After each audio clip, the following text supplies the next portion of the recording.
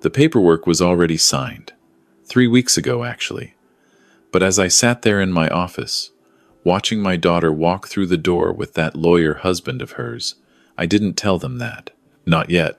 Dad, we need to talk. Jennifer's voice had that edge to it, the one she used in boardrooms when she was about to close a deal. Funny how she never used that tone with me until Marcus came into the picture. I leaned back in my chair and gestured to the seats across from my desk. The same desk where I'd taught her how to count receipts when she was 7. The same desk where she'd done her homework while I worked late into the night. Sure, sweetheart. What's on your mind? Marcus didn't wait. He never did. He pulled out a folder, slid it across the polished mahogany, and cleared his throat like he was addressing a jury. Richard, we've been reviewing the business structure of Caldwell Construction, and we have some concerns about the current operational framework. I didn't touch the folder. Just looked at it, then at him, then at my daughter.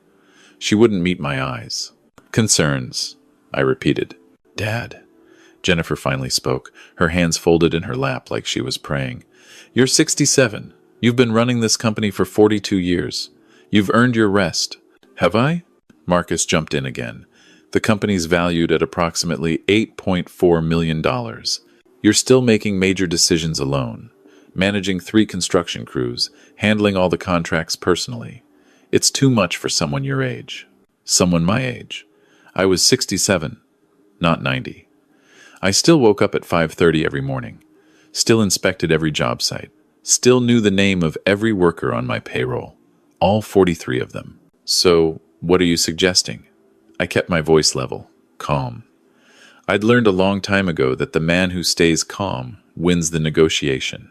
Jennifer leaned forward. We want to help you, Dad. Marcus and I have put together a proposal. We take over operations. You transition into an advisory role. You'd still receive income, still be involved, but without the stress. Advisory role? I nodded slowly. And what percentage of the company would I be advising on? The silence stretched. Marcus shifted in his seat. 30%, Jennifer said finally. You'd retain 30% ownership. Marcus and I would split the rest. Manage daily operations, handle all business decisions. I looked at the folder again. Didn't need to open it. I'd seen proposals like this before. From competitors wanting to buy me out. From corporate raiders looking to flip the company. Never thought I'd see one from my own daughter. And if I say no? Marcus's jaw tightened. Here it came. Richard, we've consulted with medical professionals and business analysts. There's a documented pattern of concerning behavior. Missed meetings, financial irregularities, questionable decision-making. If necessary, we can present evidence that you're no longer competent to manage a company of this size. There it was. The threat wrapped in corporate speak. Sign over my life's work or they'd declare me mentally unfit. Jennifer's hand touched my arm across the desk. Dad, please. We don't want to do this the hard way. But we can't watch you run this company into the ground. You're not thinking clearly anymore. I looked at her hand. Manicured nails. A 5-carat diamond that Marcus had given her. The same hand I'd held when she took her first steps. The same hand I'd taught to swing a hammer when she was 12, even though her mother said it wasn't ladylike. I see. I stood up, walked to the window. 3 stories below, one of my crews was pouring a foundation for a new medical center. I'd bid that project 6 months ago, came in under budget, ahead of schedule, just like I always did. When do you need my answer? We're meeting with our attorneys tomorrow at 10 a.m., Marcus said. We'd like you to be there. Have your lawyer present if you want. We can finalize everything by end of week. I turned back to face them. Tomorrow at 10. All right. Jennifer smiled. Actually smiled. Like I'd just agreed to hand her the keys to a new car, not the business I'd bled for. Thank you, Dad. You're doing the right thing. You'll see. You can finally relax. Enjoy your retirement. Travel. Spend time with the grandkids. The grandkids. Matthew and Sarah. 5 and 3 years old. I hadn't seen them in 4 months. Too busy, Jennifer always said. Marcus's work schedule. The kids' activities. Always something. They left. I sat back down at my desk and opened the bottom drawer. Pulled out a bottle of whiskey I kept for special occasions. Poured 2 fingers, Neat. Sat there as the sun went down over the construction site. I built this company with my hands and my brain and 42 years of 18-hour days. Started with one pickup truck and a toolbox my father left me. Took out a second mortgage to buy my first excavator. Went bankrupt once, almost twice. Clawed my way back. Built a reputation for quality work at fair prices. Jennifer was born in year 5. Her mother, Linda, worked the books while I worked the sites. We'd sit at this same desk, covered in sawdust back then, and count every dollar. Linda died 11 years ago. Cancer. Jennifer was 24, fresh out of business school, working for a consulting firm in Boston. She didn't come home for the funeral until 2 days after. Too busy with a project, she said. Marcus came with her. They'd been dating 3 months. He had that look. The one that said he knew what your business was worth before he shook your hand. They got married a year later. I paid for the wedding. $68,000 at the country club. Marcus's idea. Jennifer wanted something smaller, she said. But Marcus thought it would be good for networking. I'd offered Jennifer a job at Caldwell Construction after Linda died. Thought it would be nice, having her involved in the family business. She turned me down. Dad, I'm a senior consultant at Bain. I can't just give that up to run a small construction company. Small. $8 million wasn't small to me. But 6 months ago, something changed. She started calling more often, asking about the business. How were the contracts looking? What about succession planning? Had I thought about what happens to the company when I'm gone? I'd thought about it. Of course I had. But I was 67, not dead. My father ran his business until he was 79. Dropped dead on a job site checking rebar placement. That's how I wanted to go. Working, building, creating something that lasted. I finished my whiskey and called Tom Bradley, my lawyer, my friend for 38 years. We'd gone to high school together, before he got smart and went to law school, before I got stubborn and started swinging hammers. Tom, I need you tomorrow morning, 9 a.m., my office. What's going on, Rick? Jennifer and Marcus are trying to take the company. Said they'd declare me incompetent if I don't sign over 70%. The pause on the other end told me everything I needed to know. Tom had heard about situations like this. Jesus, Rick, I'm sorry. We'll fight it. There's no way they can.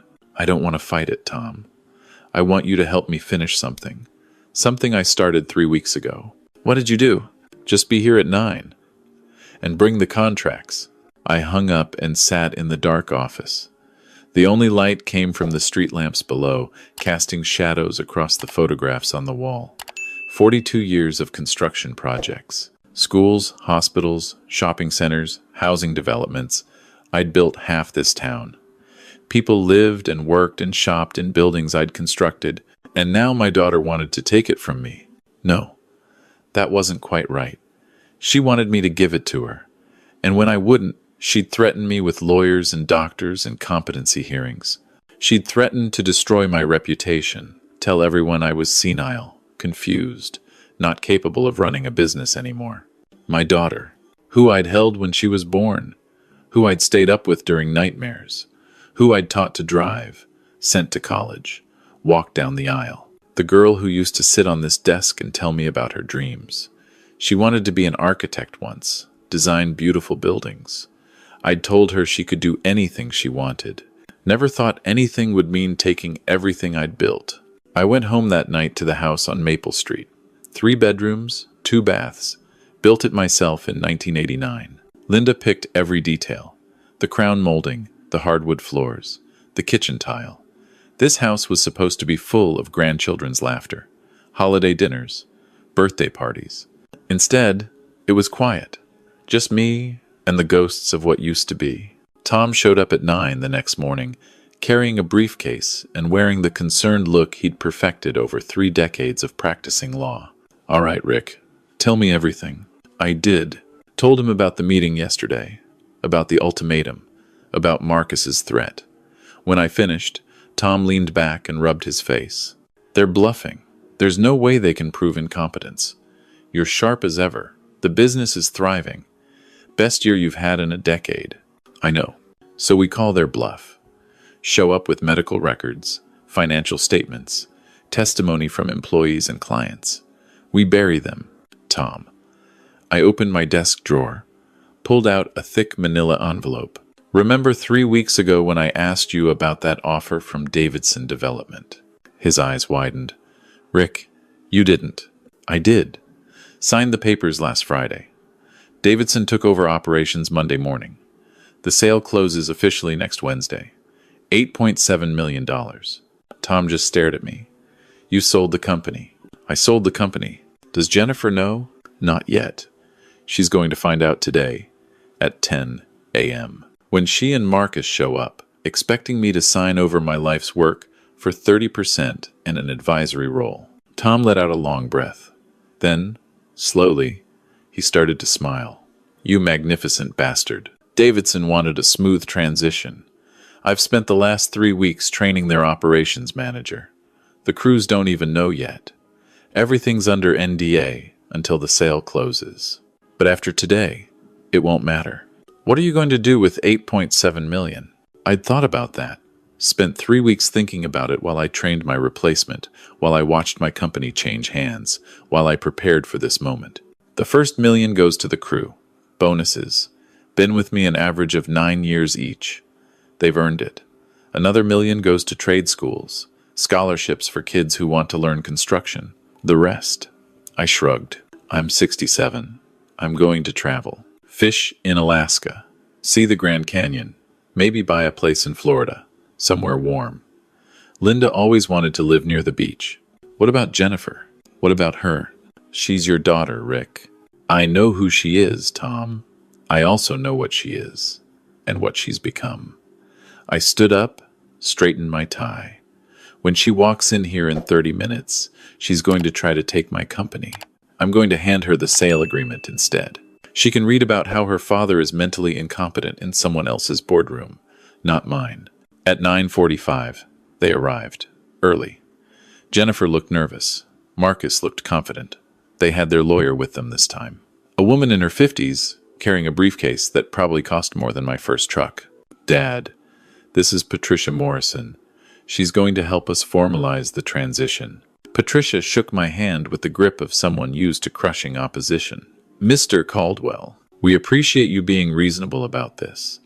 Family business transitions can be difficult, but with proper legal structure, everyone benefits.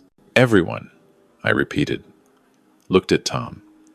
He gave me the smallest nod. Jennifer sat down, Marcus next to her, Patricia on the other side.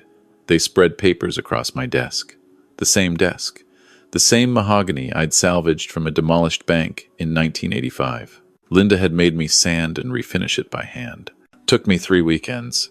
Marcus started his speech. As we discussed yesterday, this arrangement benefits everyone. You maintain equity stake, reduce stress, and ensure the company's future. Jennifer has an MBA from Wharton. I have extensive experience in corporate restructuring. Together, we can take Caldwell Construction to the next level. The next level. Like the 42 years I'd spent building, it was just the first floor. Patricia has drawn up the paperwork, Jennifer added. It's all standard. Transfer of operational control, revised ownership structure, advisory position for you with full benefits. All you need to do is sign here, here, and here. She pointed to the signature lines with a pen that probably cost more than my work boots. I looked at the papers, scanned the dense legal language. Tom cleared his throat beside me. Before my client signs anything, I'd like to present some documents of our own. Patricia's eyes narrowed. What documents? Tom opened his briefcase, pulled out a bound folder, set it on top of their paperwork. 3 weeks ago, Mr. Caldwell received an offer from Davidson Development Group to purchase Caldwell Construction outright. After careful consideration and legal review, Mr. Caldwell accepted that offer. I watched Jennifer's face change. Confusion. Then realization. Then something that looked like panic. What? Her voice cracked. Dad, what is he talking about? I sold the company, Jennifer. 3 weeks ago. The sale closes next Wednesday. Marcus grabbed the folder, started flipping through pages. His face went red, then white. This. You can't. I can. And I did. I kept my voice calm, even the way I'd spoken to her when she was 5 and threw a tantrum in the grocery store. You wanted me to step back. I stepped back. You said I couldn't manage the company anymore. I agreed. So I sold it to someone who can. For how much? Marcus demanded. $8.7 million. Davidson wanted the client list, the reputation, the skilled crew. They got all three. Jennifer's hands were shaking. You sold it. You sold our company. My company, sweetheart. Mine. I built it. I owned it. And when my daughter and her husband decided to threaten me with competency hearings and legal battles, I decided it was time to cash out. Patricia was reading through the contract, her lawyer instincts working overtime. This is ironclad. Full sale. Complete transfer. Closing in 6 days. Mr. Caldwell, do you understand what you've done? Better than anyone in this room. Dad? Jennifer stood up. Her voice had changed. Softer now. Pleading. Dad, please. We can fix this. We didn't mean. We were just trying to help. We were worried about you. Worried about me. Or worried about your inheritance. That's not fair. You gave me an ultimatum yesterday. Sign over my company, or be declared incompetent. You brought a lawyer. You had paperwork ready. This wasn't about helping me, Jennifer. This was about taking what I built. Marcus tried a different angle. Richard, be reasonable. That company is worth more than $8.7 million. If you'd let us restructure, modernize operations, we could double its value in 3 years. Then you should have started your own company. But you didn't. You wanted mine. I'm your daughter. Jennifer's voice rose. Actual tears now. How can you do this to me? To your grandchildren? My grandchildren. Matthew and Sarah. When's the last time I saw them, Jennifer? She went quiet. 4 months ago. At Easter. Before that, it was Christmas. 2 visits in 4 months.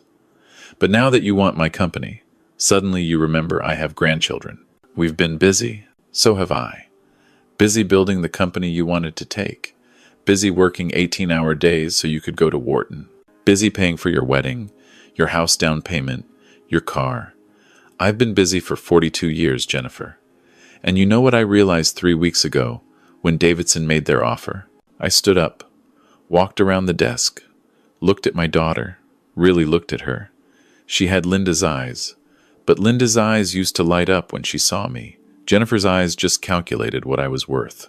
I realized that this company is all you see when you look at me. Not your father, not the man who raised you. Just $8.7 million in assets. And the sad part is, you were willing to destroy me to get it. I wasn't trying to destroy you. You threatened to have me declared incompetent. In front of lawyers. In front of your husband. You looked me in the eye and told me I couldn't run my own company anymore. What do you call that? Patricia Morrison started gathering her papers. Professional enough to know when she'd lost. Mr. Caldwell, this meeting is clearly over. Jennifer, Marcus, we should go. But Marcus wasn't done. You spiteful old man, you did this to punish us. You'd rather see your company destroyed than let your family have it. Destroyed? Davidson is one of the best development groups in the state. My crews are keeping their jobs. My clients are keeping their contracts. The only thing being destroyed here is your plan to cash in on my hard work. We could sue, challenge the sale, prove you weren't competent when you signed. Tom stepped forward. Please do. I'd love to put you on a stand and ask when you started planning to take Mr. Caldwell's company. Would it be before or after you started researching competency laws?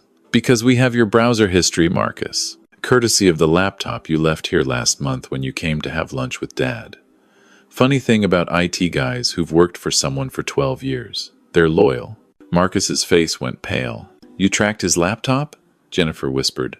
When someone starts researching how to declare your father mentally incompetent, you pay attention, I said.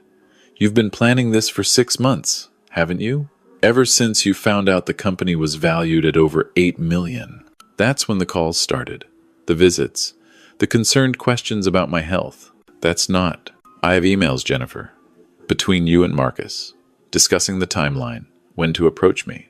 How to present the ultimatum. Patricia probably didn't know, but you two have been planning this for months. Patricia Morrison's professional mask slipped for just a second. She looked at her clients, then at her briefcase. I'm withdrawing from this case. If there's evidence of premeditation for elder exploitation, I want no part of it. She left, just walked out. Left Marcus and Jennifer sitting there, surrounded by useless paperwork, their plan in ruins. Jennifer tried one more time. Voice small, young, like when she used to ask me to check for monsters under her bed. Daddy, please, we need this. Need it? You're a senior consultant making 6 figures.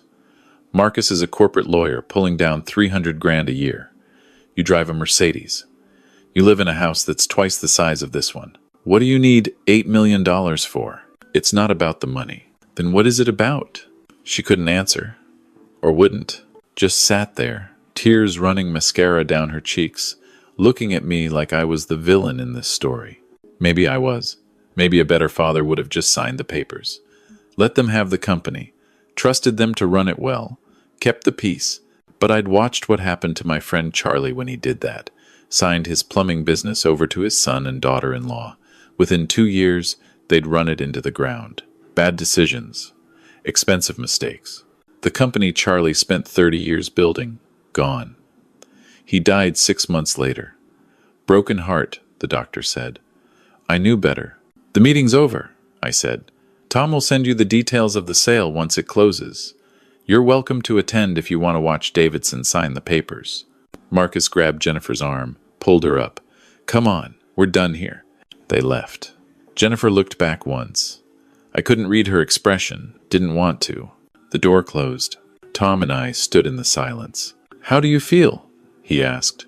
Tired, old, rich. I sat down at my desk.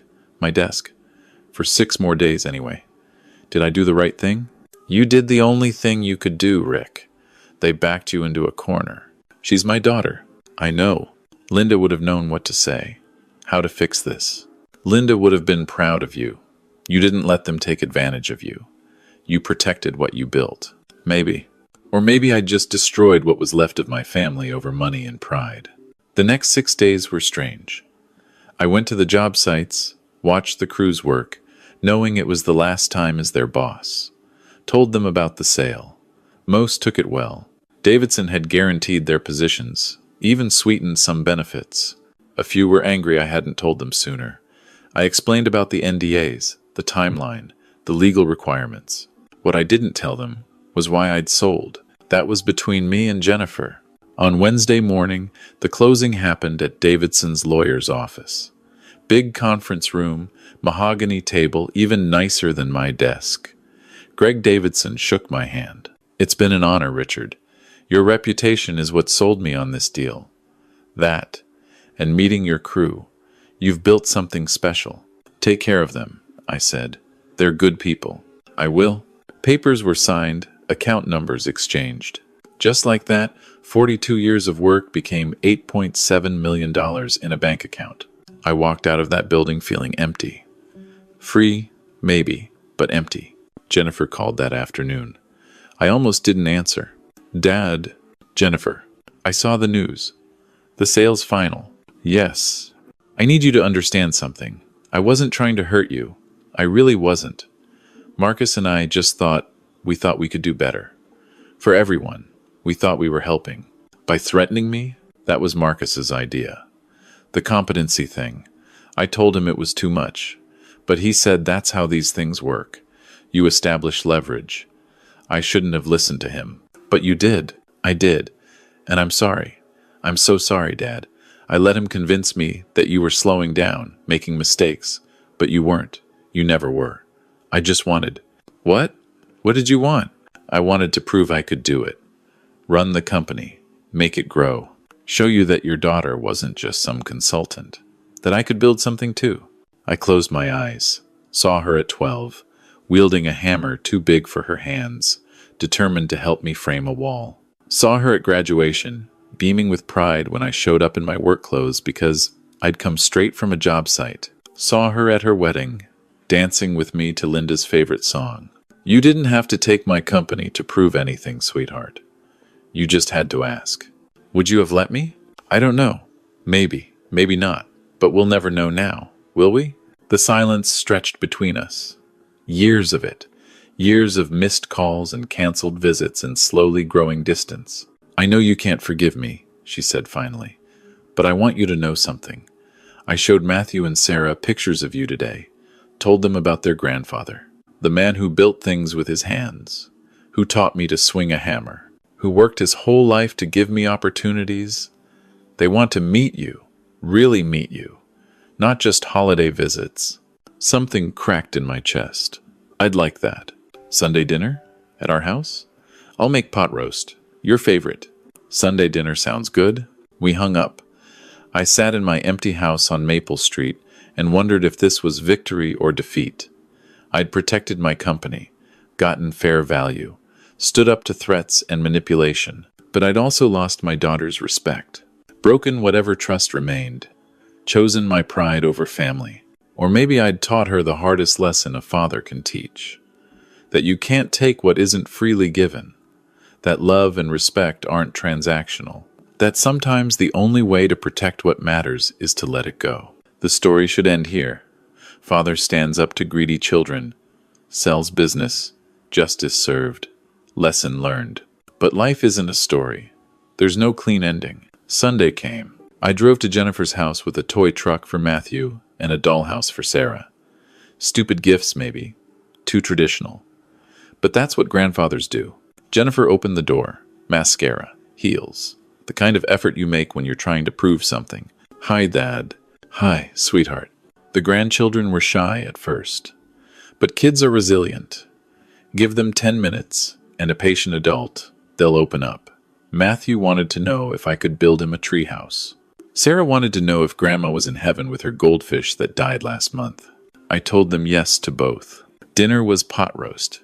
Good pot roast. Jennifer's mother had taught her well. Marcus didn't say much, just watched me with wary eyes, like I might sell his house out from under him if he looked away too long. After dinner, after the kids were in bed, Jennifer and I stood on her back deck. Expensive view. Expensive everything. I put $500,000 in a trust for Matthew and Sarah, I said. College funds. They can't touch it until they're 18. Can't be dissolved or borrowed against. Tom set it up yesterday. Dad, you don't have to. I want to. They're my grandchildren. What happened between us doesn't change that. What did happen between us? You grew up. I got old. We wanted different things. I looked at the yard. Nice lawn. Professional landscaping. Nothing like the wild garden Linda used to keep. You wanted to prove yourself. I wanted to hold on. Both of us forgot what actually mattered. And what's that? This. Sunday dinners. Grandchildren. Family. The stuff you can't put a price on. Jennifer wiped her eyes. I really am sorry. I know. Me too. It wasn't forgiveness. Not yet. Maybe not ever. But it was something. A starting point. A foundation we could maybe build on. Because that's what I do. I build things. I drove home that night thinking about the $8 million sitting in my account. About the company that wasn't mine anymore. About the daughter who'd tried to take it. And the granddaughter who wanted to know about heaven. The money would go to good causes. Most of it, anyway. Scholarships, charities, the crew bonuses. Maybe a house in Florida where grandchildren could visit in the summer. The company would thrive under Davidson. I'd get updates, see the projects, maybe consult once in a while, if they asked. And Jennifer and I would have Sunday dinners. We'd rebuild what we'd broken. Slowly, carefully. The way you rebuild anything worth keeping. Because in the end, that's the only thing that matters. Not the money, not the business, not who wins or who loses. Just family. Broken and complicated and messy, but still family. The audit was complete. The accounts balanced. Justice had been served. But the real work? The work of forgiveness and rebuilding and learning to love each other again? That work was just beginning. And unlike construction projects with blueprints and timelines and budgets, I had no idea how long it would take. But I had time. $8 million worth of time. And maybe, if I was lucky, a few more years to get it right. That's all any of us get, really. A little time, a little luck, and the hope that when we're gone, we leave behind something worth remembering. I built buildings, 42 years of concrete and steel and glass. But the thing I want to be remembered for, the thing that really matters, that pot roast dinner on a Sunday night, my grandson asking about tree houses, my granddaughter asking about heaven. That's the real construction project. Building a family, building trust, building something that lasts longer than any building ever could. And unlike Caldwell construction, that's a project